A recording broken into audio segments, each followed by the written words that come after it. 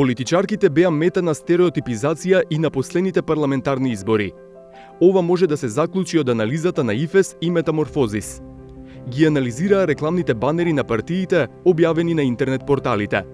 ВМРО ДПМН имаше една жена носителка на листа за пратеници. Партијата објавила 1065 банери, а носителката Дафина Стојановска е на само 62 од нив.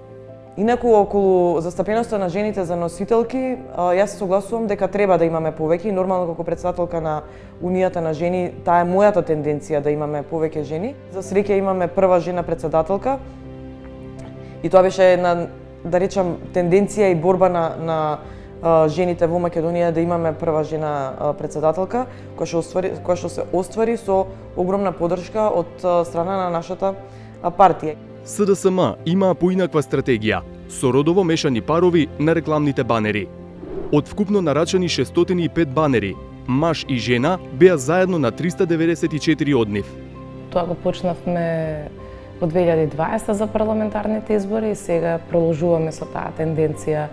И мислам дека навистина пред се делуваше многу и емпатично и симпатично спрема гласачкото тело, но само заеднички можеме да успееме, без разлика од која политичка партија доаѓа, бидејќи нападите на политичар кој што доаѓа од редовите на СДСМ жена и политичарка која што доаѓа од редовите на ВМРО ДПМН или од редовите на ДУИ, секако дека се исти по истиот тој основ.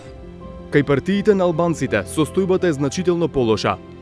Ниту Европскиот фронт, ниту Вреди имаа жени за носителки на листите, а рекламните банери ги плаќа државата, па покрај маркетиншката улога треба да го штитат и јавниот интерес.